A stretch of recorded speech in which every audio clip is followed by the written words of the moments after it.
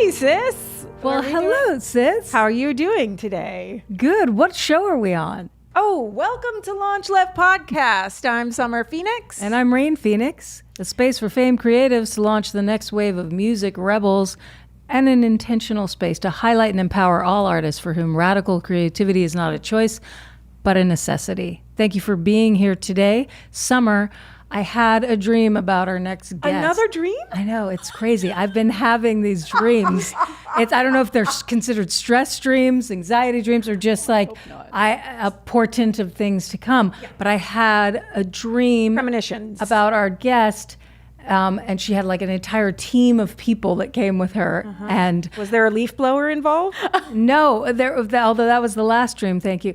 No, but she had a team of people that that did everything from like hair, makeup, and then they also built a small martial arts gym in our space. Thank goodness. It was so awesome. And I felt bad because at the time I looked on the table here and there were no microphones up. And I was like, God. engineer's not in, Kaylon's not here, there's no mics up, and they're ready to go. Like they were building this stuff in it was like 5 minutes later, everything was up. And I was like, oh God, we're the ones who are late. This is so unprofessional. Was this last night in my You slept at my house I did, Spendy's. You spendied the night. Yeah. It was awesome. Thank you for putting me up. I never even saw you. You were asleep when I got to bed, and then you were asleep when I left the house. I think I slept for 13 hours. That's excellent. That's exactly what we wanted for you. Yeah. Both my kids were like, Aunt Rain's still here? I totally forgot she was even here. Thank you for that. That's how they talk. But anyway, that dream was based a lot off the listening to that's right. Sophia Chang. She's our guest today. Sophia Chang's book, The Baddest Bitch in the Room. Can we welcome her to the show? Welcome to the show. She's in the room. It is so amazing to have you here, gorgeous one. Thank you. Yeah. Thank you so much for having me. I'm a little bit flabbergasted by sleeping for 13 hours. Yeah. Nobody else does it. I say that, I didn't really sleep solid, but I needed it very badly. I rarely sleep these days. I'm balancing a lot of different projects, this being one, and my record coming out. So I'm not sleeping much. So going to Summers feels a bit like a womb-like atmosphere of family. Camp.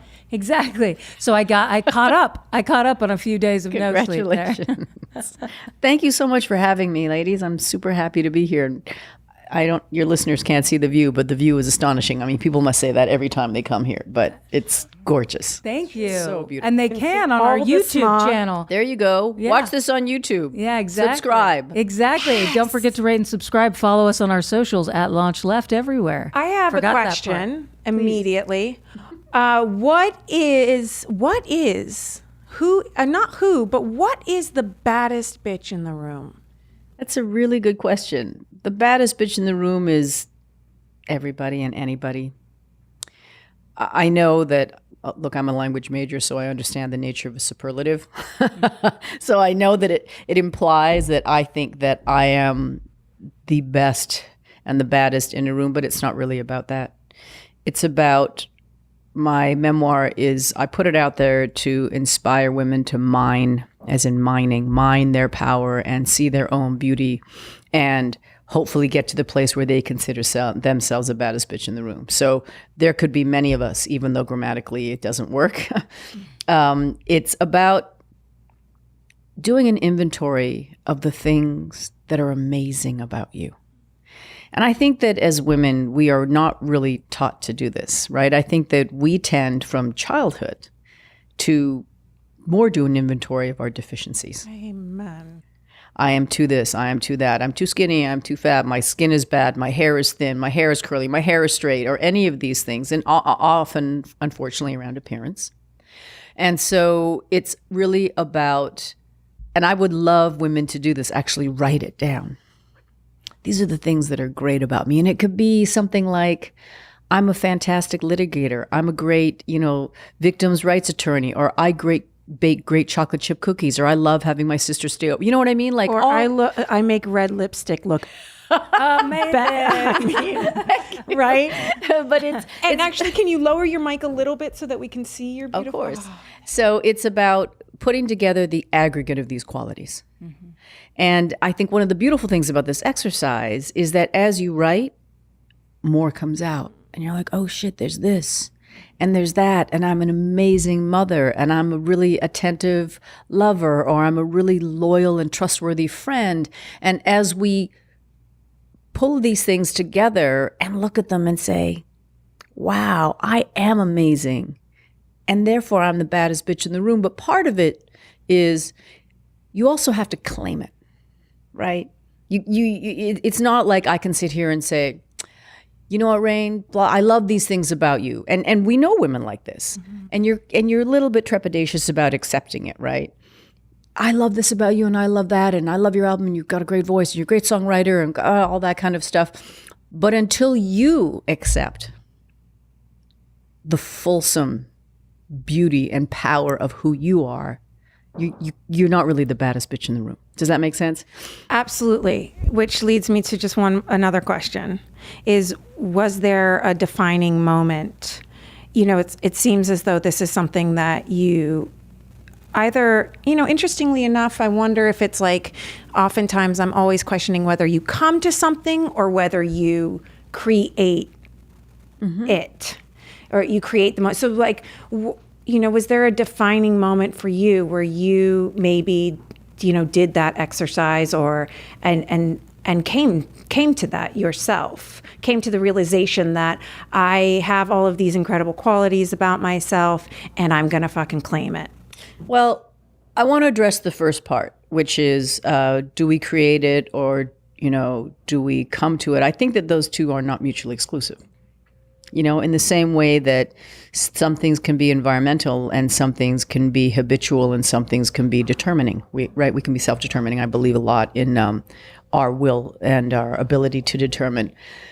So specifically the term the baddest bitch in the room came up when it was the 2008, I believe, the Black Girls Rock Awards, which is this fantastic organization founded by DJ model turned philanthropist Beverly Bond. And so Black Girls Rock is about celebrating the excellence of Black girls and Black women. And I was with three of my girlfriends, Beth Ann Hardison, who was a model herself, and then model manager, now is a fashion activist about diversity in fashion. My girlfriend Joan Morgan, who was the first hip-hop feminist, a journalist and academic, and an amazing scholar.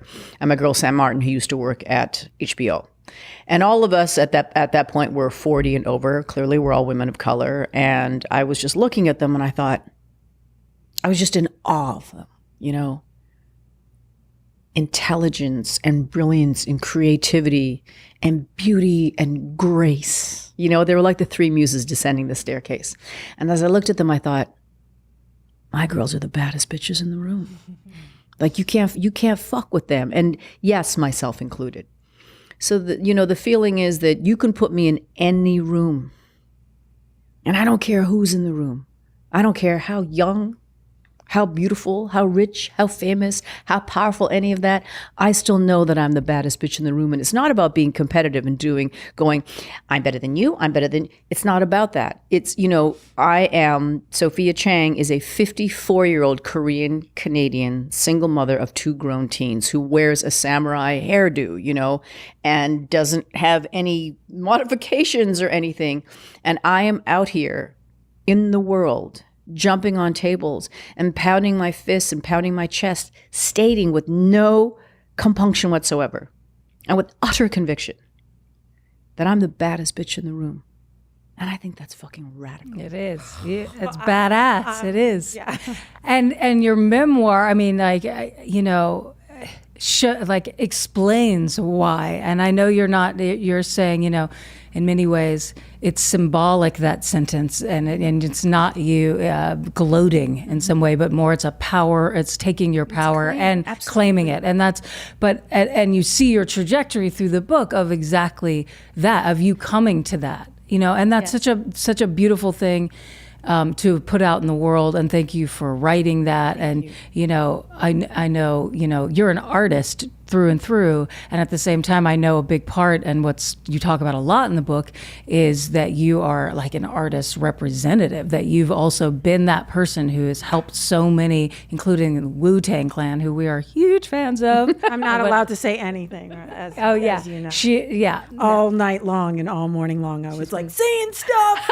She's so excited. No, Mom. Yeah, no. They were embarrassed. No. They didn't want her to say. Of course, our children are embarrassed. But we're just reading your book and hearing, the closeness you had with them and how you basically were a huge part of their trajectory, and so many other artists.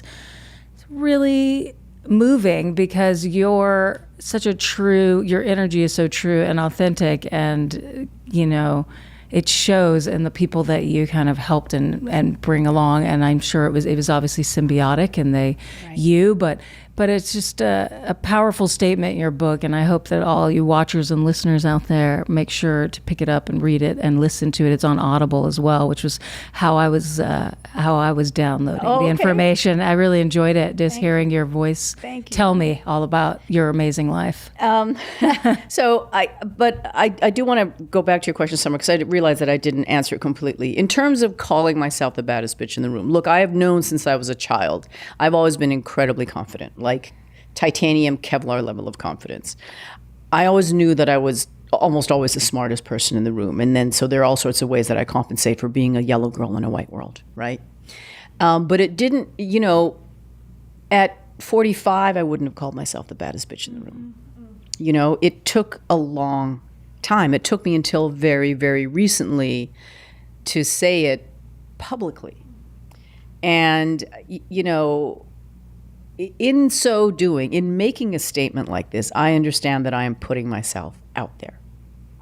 But the claim is so empowering, and it's liberating in a way, right? Because I kind of get to the point where I feel like I don't really give a fuck. Like, the thing is, when I wear this t-shirt, people smile and they're like, oh, that's amazing.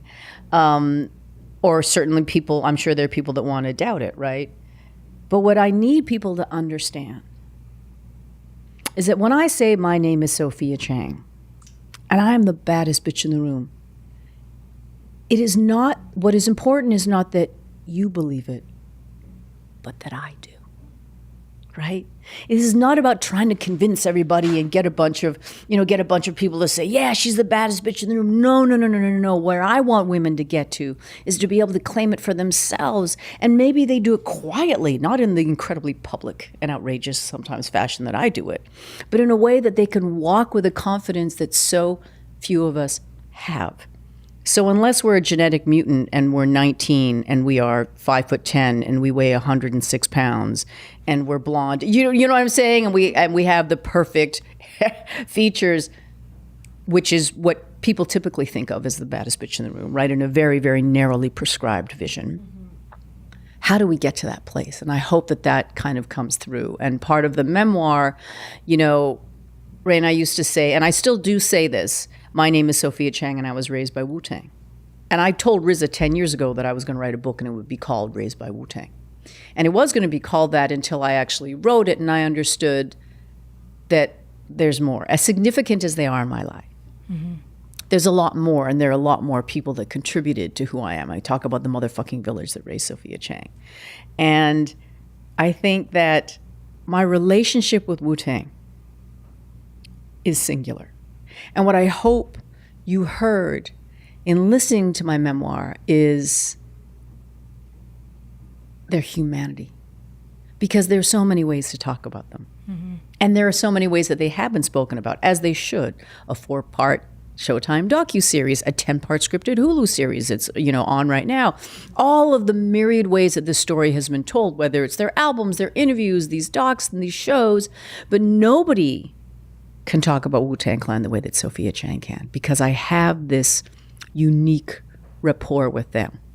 And so in a world where people want to look at them through a very specific lens, right? They are black, they are male, they come from the ghetto, quote unquote, they come from the slums of Shaolin.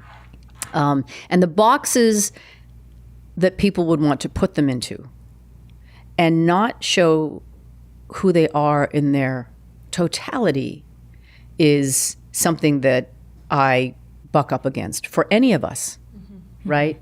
That are not told that we can be all of these things. So what I tried to do in my memoir is show how, people think of Wu-Tang Clan and they think they're big and they're scary and they're intimidating and, they can be angry and they can be, sometimes violent in their rhymes and stuff like that. And all of that can exist, but that's not the only thing, right? And so I really hope that in listening to my memoir, people see like there's this huge heart beating, and this beautiful soul and this beautiful protective group of men that like plucked me out of obscurity kind of and said, well, she's ours.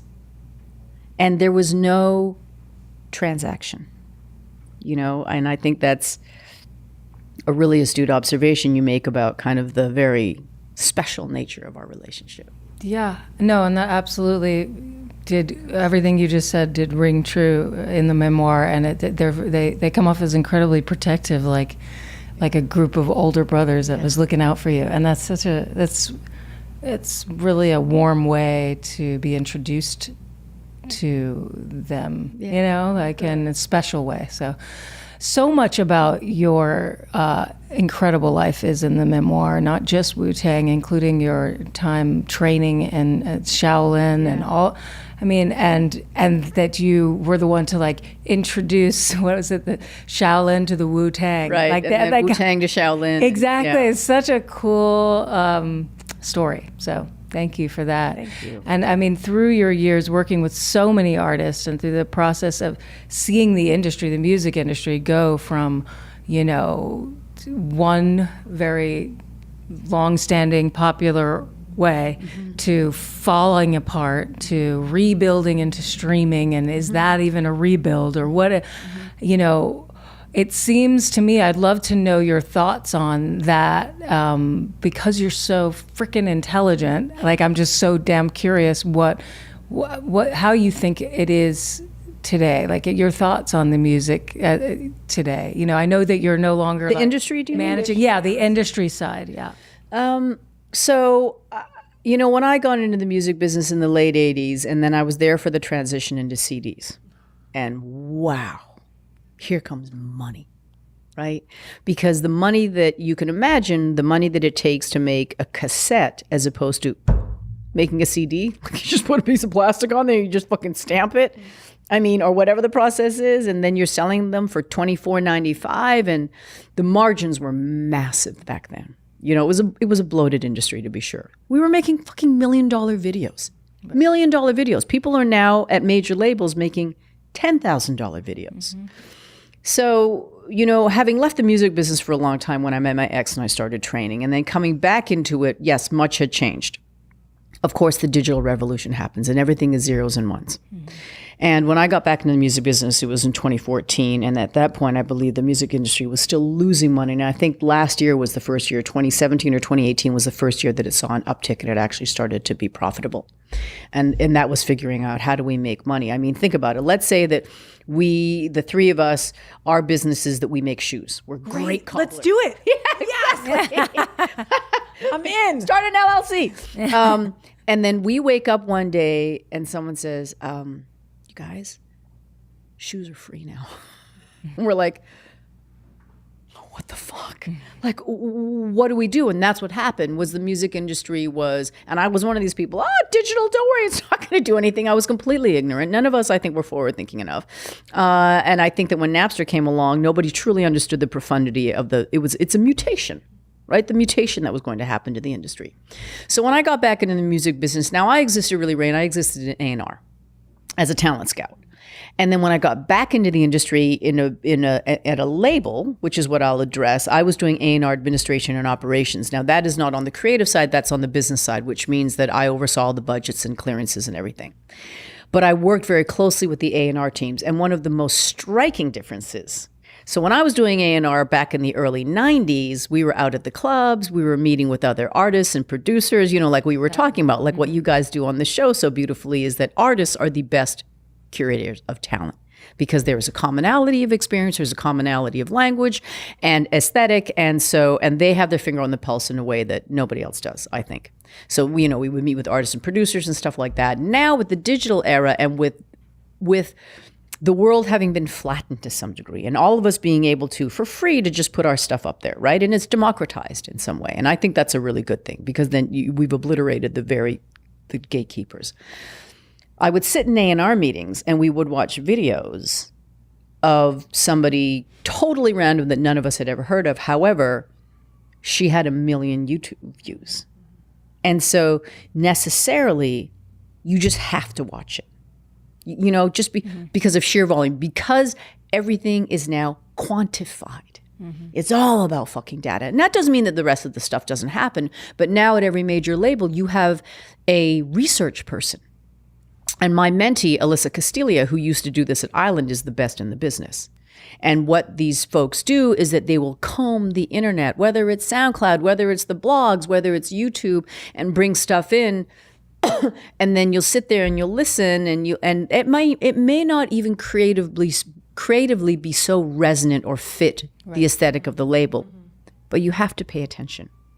Because I don't know if it was Lady Gaga, I think it was Gaga, that I also found that there was a lot of fear at the labels, because you don't want to be the one that misses out or drops the artist. Because wasn't Gaga dropped from one label and then picked up by another? Anyway, it was somebody as humongous as her, and whoever the label was that said, you know what, Summer, we're not interested. And then you went on to be the biggest thing ever, right? Take that in your face. In your face, exactly. There's a tremendous amount of fear around that. Well, that never existed back in my day. And I think to be, first of all, personally, professionally, spiritually, romantically, to be motivated by fear, I think is an illness. I think that that's a really bad place to exist, because you don't often make really well-founded and sound decisions when you're acting out of fear, unless it's like, oh my God, there's a bear, run, right? And then I think the data-driven thing also is kind of soulless. And it doesn't really it kind of lacks creativity and vision. Now, an aberration from that is Shawn Mendes. I was at Island and I helped, I didn't sign him and I didn't discover him, but I helped kind of push through his deal. And, he was on Vine, and I think on Vine you could have 7, 15 seconds, whatever it is. It's it's a blip, but he was discovered there and he was signed. It was very competitive. And look, it turns out that boy is a phenomenal songwriter. And he is, and that's when it really pays off. So I'm not saying that that methodology isn't effective, Right. but it's not interesting to me. Right. Yeah. It's also just a part of, and not the whole That's right. picture, Exactly. right? Exactly. Which is kind of what you were it doesn't necessarily invite the humanity with which you were talking about your point of view of the clan. Yeah, and it bases artistic integrity on data. That's right. And there's something really, like you said, soulless about that part of it. I understand in terms of like the intelligence of a label to make sure to be covering their bases and having to do that. But one hopes that there are people like you working at them that also go to like, but does this have, a heart and soul? Is this person a good songwriter? Right. Because, it's just interesting how everything has changed to be so much about what we're looking at on these tiny devices. More and listening to on tiny devices. Oh yeah. How compromised is the the master sound? for iPhone these days. Exactly. Really? Exactly. No, Yeah. exactly. They have to listen on 3 different systems. What does it sound like on a phone? Because that's how most of us consume music. Yeah. It's terrible. Yeah. It's interesting. I mean, is it evolution is kind of a question I have for you. Is this what was so interesting that a word that you had used, I was thinking evolution and you said mutation. And I was like, oh, that's it. Therein lies like the very important difference, I think, is some things are just mutations and not necessarily, because evolution begs you to say, I'm moving forward. Implies that it's that's a positive advancement. Well, actually, I have to credit my brother with that. My brother, who Sophia Chang, who's the 10 smartest people I know, and he's a professor at Vassar College, and he said, most students these days simply don't read. They simply don't do all of the required reading. Now, I didn't do it because I was a lazy fuck, but it's kind of understood that most students will not do the required reading. And he's the one that said, Sophia, this is a major mutation that people don't read anymore. And so I think what we're talking about. I listened on Audible. Yeah. I'm part of the mutation. What did Indy say last night, though? My son literally said, you're gonna like this. Yeah. What did he say? He said, if I have children and they don't read, they're not avid readers. What did he say? Like, there's going to be disown them. Yeah, that's what he said. I'm going to disown them. I think that what we're talking about in terms of the mutation is the consumption of content, right? Whether it's how we listen to music, how we watch films. Right. I mean, imagine being a filmmaker who shoots in 70 millimeter, who has the most amazing DP, and then you do your Dolby Surround and you do 5.1 and everything, and then somebody watches it on a 5-inch screen, and I can understand how that's an affront, but I also feel this way. So do you have children, right? I don't. Okay, so I have many nephews. Okay, there you go. So I think about my children and how they don't read like they used to. I think about my children and how they play video games and they are on their phones to a degree that I know is not healthy and I'm not comfortable with. But it's not a fight I'm going to have. Because I think this is just how the world is. And people can call me a bad mother because I never had my kids' fucking passwords. I never followed them on socials. I never checked their text messages. I wasn't going to be that mother. And yeah, but it's also, I mean, maybe I'm being presumptuous, but I feel like it's because you raised them right. And so, or you know, and yes, you hope that you raised them right, that you imparted to them your principles, your ideals, and that you recognize that you can't control them and that they are not yours. Right. They come from you. And so did you have a fight have you had because I had the fight about the phones and I fucking lost, I'll tell you that much. It's a continual conversation. Yes. 15 and almost 12. He doesn't have a phone yet. He's got an iPad though. And he literally will watch YouTube. The iPad is that big and he'll watch it in like the tiny little over here. There's not even full screen. Right. Of the iPad. Push that thing. Yeah, just press the thing that makes it bigger. So it's a continual conversation, and there are rules and restrictions around amount of time. But almost 16-year-old, he lives with the phone, goes everywhere with him. And because I also didn't want to be the mother that was like, because of course I have the control. I pay for the phone, I pay for the service, I pay for the 4G and all that stuff. But I frankly don't want my kid to be the only kid in school who doesn't have a fucking phone, because that's not that important to me, or that doesn't watch television. My kids didn't watch television. My brother was like, how people talk about how amazing it is when kids don't watch television? I don't actually agree with that. I think that it's much less interesting, because think about the frames of reference that we have and how often that we refer to, whether it's a Seinfeld or a Friends episode or The Simpsons and stuff like that. So where this mutation happens, rather than resisting it, while being aware of it, acutely aware of it, and where I think it's compromised, right? Like, would I much rather that my kids are on their phone and fucking reading Tolstoy or reading Chinua Achebe? Yes, I would. Do I think that's a reality? Absolutely, I don't. And again, my children are now 17 and 19. My daughter's going to be an adult, in 6 months. It wasn't a battle that I was willing to wage. And what's much more important to me, and I'm sure this resonates with you as well, is they're good people. That's my legacy. Yeah. They're good fucking people. They are kind. They are just. They're empathetic. They're magnanimous. They're thoughtful. They're caring. Like, that's when you did your job. Yeah. Right? Exactly. The time on the screens, who gives a shit? Them playing their video games, I don't care. But how do you show up for other people? Right. How do you defend people that might not be able to defend themselves? Mm-hmm. How do you get out there and fight for yourself and advocate for others? How are you a benevolent leader and gentle with yourself and with others? Mm-hmm. That's all that matters. Mm-hmm.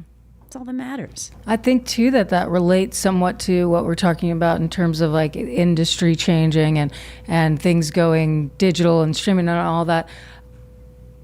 I feel like everyone can be a critic of everything, right? And when you think about it, our parents and their parents were critics of our generation, course. right? So of course we could do that, but like, what are we doing? Investing. It's almost like you're saying with your kids, you invested those good qualities and the principles you had, and you had to your kids. So what are we investing into society for how to use these new tools in a way that is helpful and not harmful? Right. And adapting. Yeah. You know, exactly. Like people say, you know, what do you think of hip hop these days? Don't you think it's terrible? I'm like, I'm fucking 54. Why do you care? Like, who gives a shit? I'm a 54-year-old mother, and my kids listen to hip hop. Hip hop is a genre more than any other musical genre that is youth based, meaning it is by the young, about the young, for the young. There's no other genre that does that. So maybe we can talk about boy bands, but that's a subgenre of pop or girl bands, right? Mm-hmm. Hip hop is in and of itself a genre. It is also, as far as I'm concerned, the greatest global cultural force that there is. And so when I listen to it, does it resonate with me? No, it's not supposed to. Right. Like if I sat here and I said, you guys, Rap Caviar is the soundtrack to my life, wouldn't you be like, you think you need to check in exactly. Started at Arrested Development. So again, I think that the genre is exactly where it's supposed to be. Mm-hmm. Can I tell you? And I listen to a song and say, you know, I think that lyrically this or the beats that. Yeah, but who cares what I think? You know, it's much more important to me that it resonates with the people that it's made for. Mm-hmm. You know, and then the conversations that I have with my children, whether it's around hip hop or around porn, is I'm so happy that you're a hip hop fan. I don't, you know, God forbid, I don't know what I would have done if my kids were like, we love country. You know, I would have been like, okay, you're on your own. I don't have shit for you there. But I'm so grateful that they're fans of hip hop. I mean, the Riz is their godfather, for goodness sake. And that, you know, if I talk to them about hip hop, and I did, and I talked to them about porn, what I say is, it's inevitable. You're going to be exposed to it, right? But understand what you're listening to. Understand that hip hop is steeped in misogyny. And a lot of that misogyny, from what I understand from my friends, is, from my black friends, is about black women. Misogynoir, as it's called, which I think is genius. And that's not okay. And I'm not saying you shouldn't listen to the music, and I'm not saying that you shouldn't enjoy it, but understand what you're listening to. And the same thing with porn. You're going to watch porn. I don't watch porn, but you're going to watch porn. I'm not going to try to control that. But here, too, it's through the male lens, right? The vast majority of it, unless you are specifically seeking out feminist porn, which I think sounds incredible. And also to say that that's really not what sex looks like. You know, they've done these studies now. I'm sure you guys have heard. They've done these studies, and teenage boys, they can't fucking get off because they think it's supposed to look like porn. Yeah. Nobody fucks like that. Stop it. That's like, you know, you've got it's like The Wire working kung fu movies. That's not real. And so, and somebody told me even that it was hard to even do very extensive studies about the effects that porn has on young boys because they can't get a control group. Because everybody watches it. Mm-hmm. So, you know, this is something else that's happening in terms of technology, right? Mm-hmm. And the access that our kids have, whereas we used to like sneak and, you know, peek through Playboy magazine and stuff like that. Now it's like completely omnipresent. Like I can go see somebody doing something to whatever creature there is on the planet. And, you know, and so these are the, have you talked to your son about porn? You misspell one word on the internet and you have like, you know, anal intrusion in 2 seconds, you know what I mean? It's like, forget it. And yes, and I've had the conversation with both of them. And, you know, not only have I had the conversation, but of course I bought like What's Happening to Our Bodies book and like left it in the bathroom.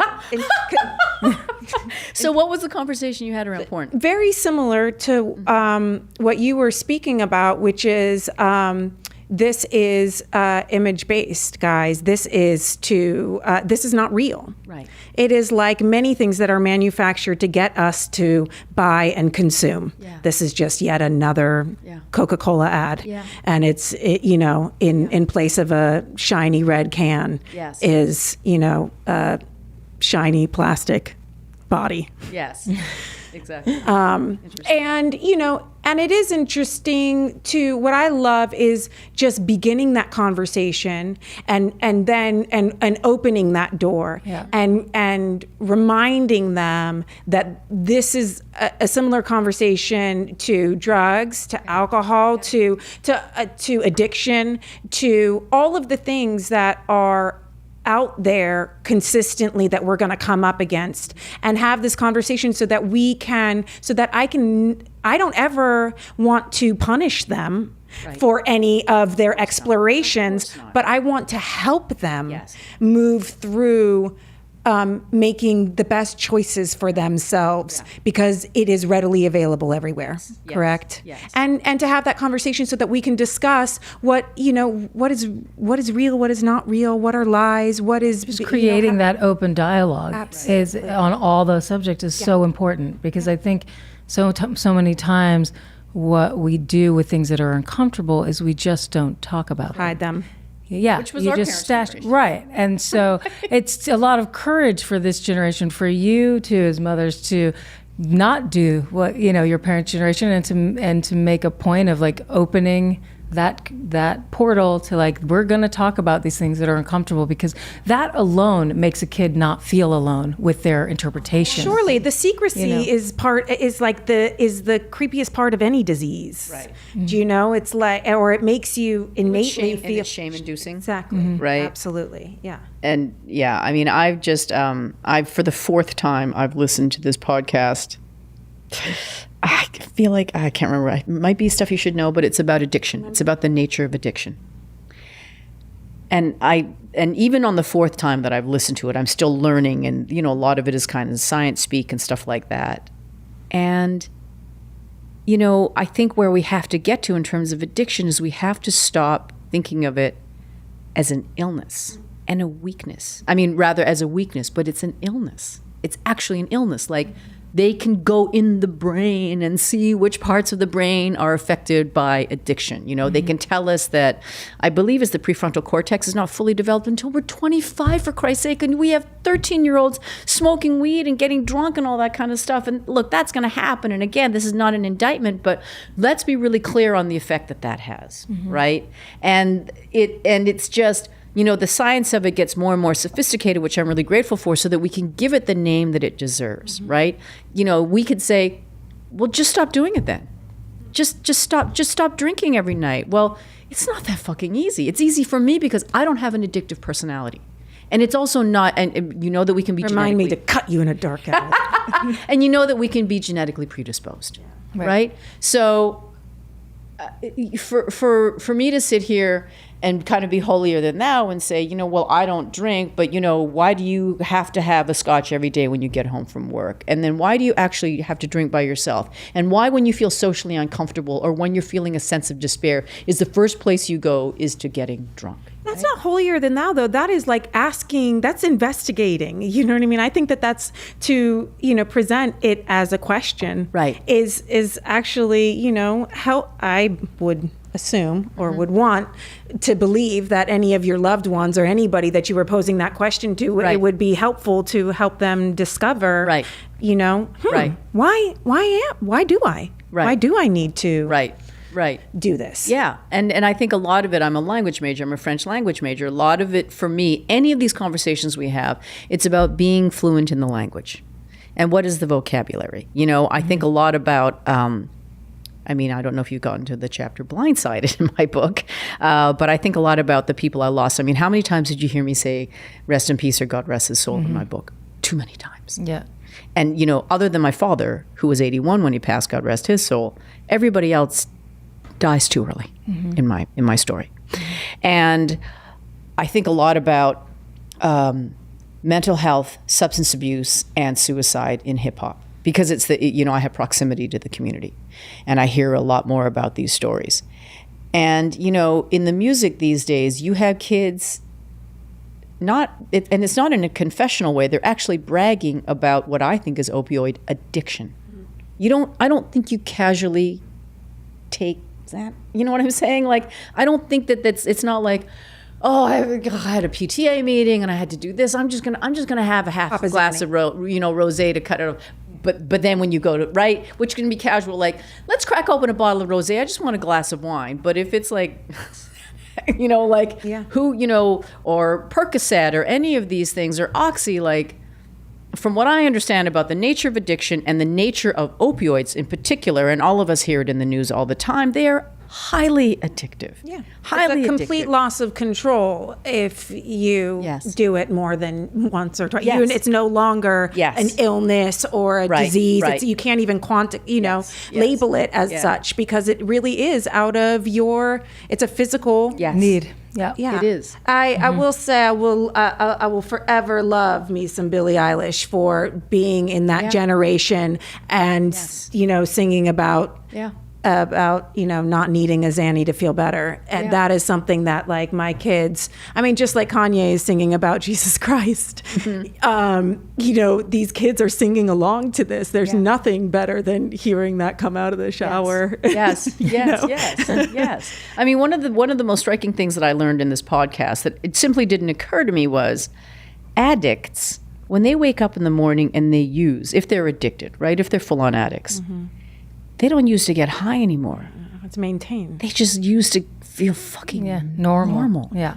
I mean, that's so devastating to me. Like, you guys, I woke up this morning and I just had to take whatever it was, whatever substance it was. I fucking go to the office and I'm sitting in that meeting and I have my covered coffee cup, and you know what's in that cup? It's fucking whiskey. Because I can't get through the day. I can't even sit here in front of you and do this interview unless I have this level. And it's not that I'm drunk and I'm like, whoa, this shit is a lot of fun. I just need to fucking stabilize. I need that substance to stabilize.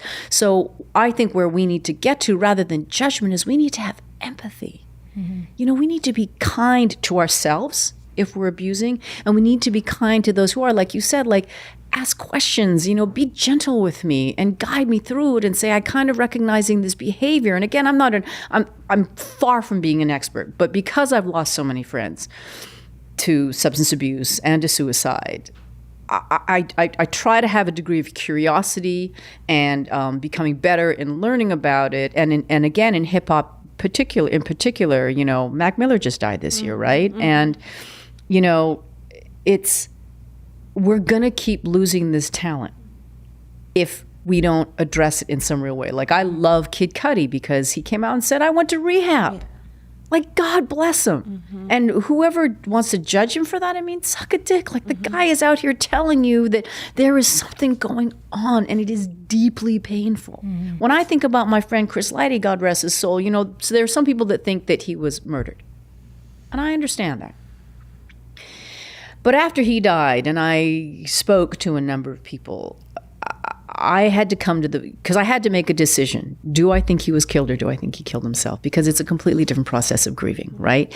If I thought that he was murdered, then you're just enraged. You're sad, but you're enraged.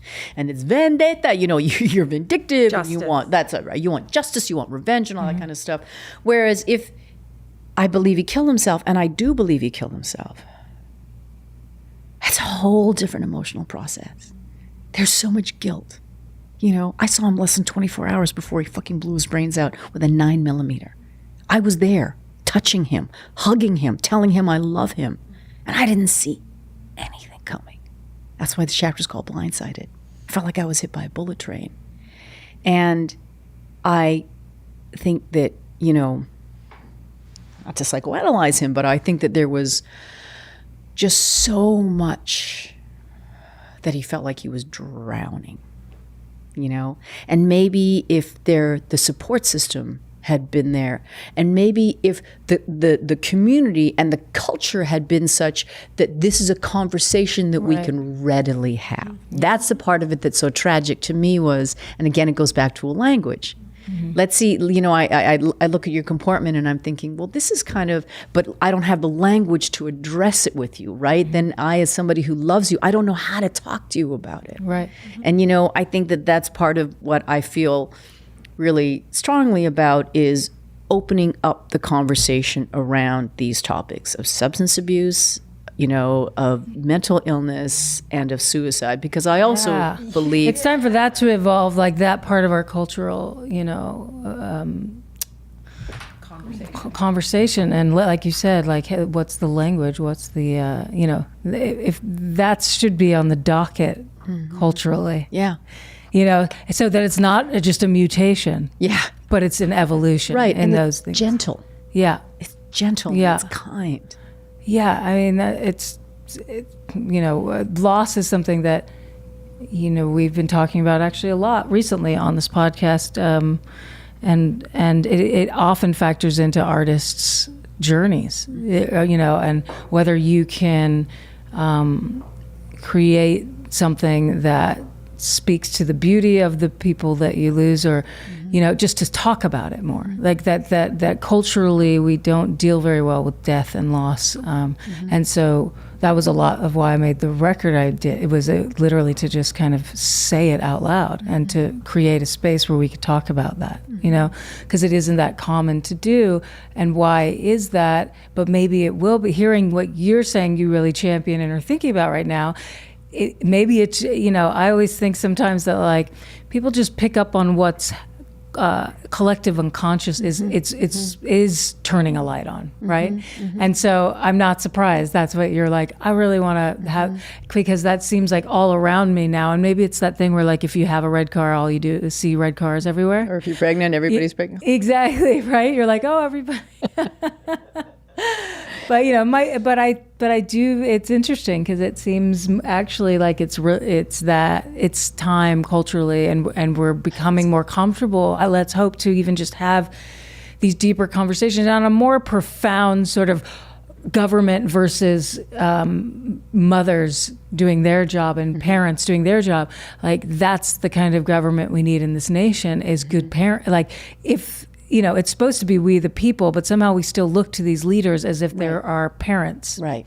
And so if we are looking at these leaders as parents, then they better be teaching us that or they're still creating the cultural benchmarks that we will then be raised right. Exactly. We will be like, we talk about mental health, we talk about suicide, we talk about addiction, and it's not taboo. Yeah. We talk about death, and it's not taboo. So if we can't do it, but we can, because it's supposed to be us. Like last I checked, it's still a democracy, and it's we the people. Yes. So that's sort of what I really want to advocate for. Yes. And in a lot of ways, what we tried to do through the arts on this show is like creating new grooves. You know what I mean? We don't have to do what everyone tells us to do as artists, as leaders, and so.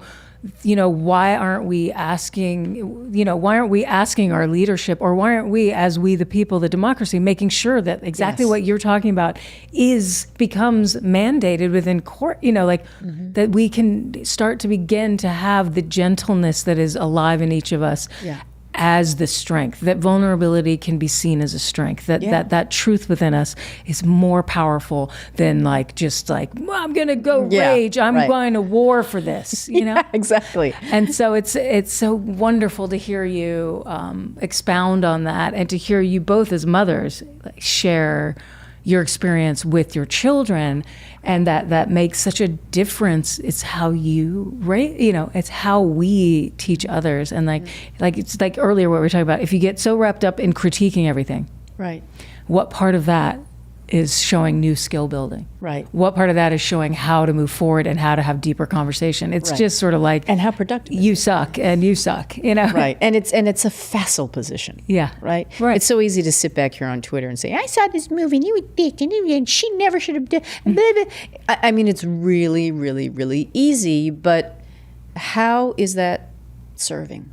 Right. It's like Obama said, he's like, that's not activism. Right. That's right. Yeah. That's not right. That's not activism, because the root of the word activism is act. Exactly. So how are we actively doing any of this stuff? And literally for me, it's about actions. It's walking the walk. Yeah. I love that. And that's why it's important that we somehow find a way to do it. Like, it's not just, and I think you're right. It starts with each individual. So just by that alone, you hope that affects the people around you and your circle of friends and your children and all that. And it starts with conversation. Absolutely. I think, and conversation starts with, or what is it that like emotion, people think that like you feel, it's like emotion starts with thought, right? You think it and then you feel it. It's not the other way around, right? Which would bring us to conversation, which would bring us to action. Yes. Everything starts with a conversation. I mean, this right here, we're having a conversation, and maybe somebody listens, and maybe somebody gets inspired to behave in a certain way that will be better for them and their loved ones and the people around them. I mean, isn't that what we're doing? Aren't we facilitating storytelling? Aren't we telling our own stories in our own ways? And just hoping, to me, it's really about acknowledging and celebrating people's humanity. And if that human has an illness, we still have to embrace and love him or her. He or she is no less human than we are, because there's this, what we consider to be a weakness. It's an illness. Right. Mental health is an illness. Being bipolar is an illness. That should exist in your brain. It's not like, why are you acting so weird? No, because I don't know how. I simply Don't choose. I cannot, right. I don't choose to wake up in the morning and feel like I have a fucking elephant sitting on my chest and weep all day because I cannot get out of bed and call in sick because I cannot face the day. We can't judge that. We have to empathize. Because otherwise people will continue to, it's kind of like the colony, a leper colony, otherwise we'll continue to marginalize those people and say, you're not quote unquote normal. You don't behave the same way that we do. But the beauty of humanity is this broad spectrum of different kinds of behaviors and different ways of being. Oh, from birth to death. And I mean, I feel like our American society more than anywhere tends to sort of like hide mental health issues, hide the elderly, isolate mothers and their new babies. And it's, nursing and Can I pull you just out of the sunlight?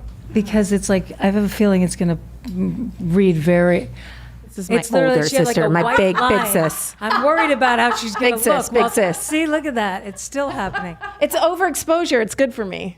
Is that why you're leaning Probably. into it? I was like, oh, so you're like, I'm trying to get that sun thing? No.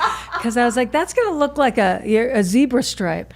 Now, I have a quick question about spiritual practice. Okay, great. And then we have to move on probably to one of the three questions. Yeah, sure. But just, we're all talking here, and I think I'm just curious if spiritual practice has a lot to do with getting to where you've gotten to be, like, to see yourself as the strong and powerful person that you are. The baddest bitch in the room. Yes. So my father was a mathematician, my mother a librarian, my brother is an English professor, I was supposed to be a French professor. For sure, I grew up in a family steeped in academia and reason, the age of reason. We're all kind of children of the age of reason, right? And as a child, I don't know if I would go as far as to say that I was an atheist, but I was definitely agnostic, kind of in that academic arrogance that you have, that you think you know everything and you've read the great, the philosophers and the thinkers and science and all that stuff. And explain it all away. Exactly. There's data for that, right? There's research that's been done. And then as I got older and once I moved to New York and was exposed to more different people and more different cultures and more different belief systems, and I started to see the richness of this mosaic, the fabric of New York, which I love so deeply, and hearing people talk about their God. And that God could be many different things. It could be science. It could be the universe. Clearly Buddha or Jehovah or Allah, or Jesus Christ, And so certainly when I met Yan Ming, my ex, who's a Shaolin temple monk and who for sure is enlightened as a Chan Buddhist monk. Chan Buddhism was founded at Shaolin Temple, then it migrated to Japan and became what we more commonly know as Zen Buddhism. And as I watched him and really learned via osmosis and this amazing proximity to him, I believed so deeply in his spiritual truth. So I can't sit here and say that I'm a Buddhist in the way that I can recite sutras to you or tell you about the dogma or the Four Noble Truths or the Eightfold Path. I'm not that Buddhist. But I am a Buddhist in the sense of I do believe in reincarnation. I do believe in the central tenet of being present. I do believe in feeling a oneness, with everything, and not just people, but inanimate objects too in the universe, and trying to be at peace with that. I mean, there are so many common themes throughout all of the faiths. And once I got there, and that I can be, as the French would say, plus bien dans la peau, which is better in my skin. And to kind of have an awareness of it and have a clarity that certainly helped me on the path. And I think that the notion of having a degree of self-awareness, and in so doing, an awareness of the world around you and how you fit into the ecosystem emotionally and spiritually and psychologically, right? And how do we interact with people, and how do you enact, like we're saying we want for our children, kindness and empathy and magnanimity, and thoughtfulness. That certainly contributed to my going, because like I said, I always knew I was smart as fuck. Like, she's fucking smart. And then I worked really hard on my tongue, on my sword, on how I express myself, and being articulate and being eloquent. And then certainly part of that journey was absolutely being spiritual. So I study Shaolin Kung Fu, and I have for almost 25 years. And at Shaolin Temple, my ex would say Chan, meaning Chan Buddhism. Chan is Kung Fu and Kung Fu is Chan. You cannot uncouple those things. They happen together. So I don't do seated meditation. My Kung Fu, my training is my meditation. At Shaolin Temple, there's Dongchan and Budongchan. Dong means move. So Dongchan is moving meditation. And Bu means not, is the negator in Chinese and Mandarin. Budongchan means not moving meditation, in that seated meditation. So I think trying to have, to the greatest degree that I can, clarity on who I am and how I operate is absolutely part of my claiming my greatness. I consider myself to be somebody who is self-critical, self-aware, self-analytical, but also self-renewing and self-loving. We talk about people that are out there that just criticize all the time. Well, I think we all know people that just criticize themselves all the time and just, make themselves smaller and beat themselves up about all of this. I don't do that. And I'm acutely aware of my frailties and my shortcomings, but I am also obviously, very proud of the work that I've put into becoming the baddest bitch in the room. And again, claiming that in a way. Fantastic. Thank you so much for being on our show. Thank you. This was really enlightening and inspiring. So much so that we're skipping our 3 questions because we're Launch Left and we can do whatever the hell we want, and it's left of center. So thank you so much. I just, are you accepting disciples? I'll take that as a yes. We're friends now. I'll sign up. LaunchLeft aims to create an intentional space that highlights and empowers all artists for whom radical creativity is not a choice, but a necessity. LaunchLeft begins with music, but its ultimate aim is to launch left-of-center artists in all creative fields.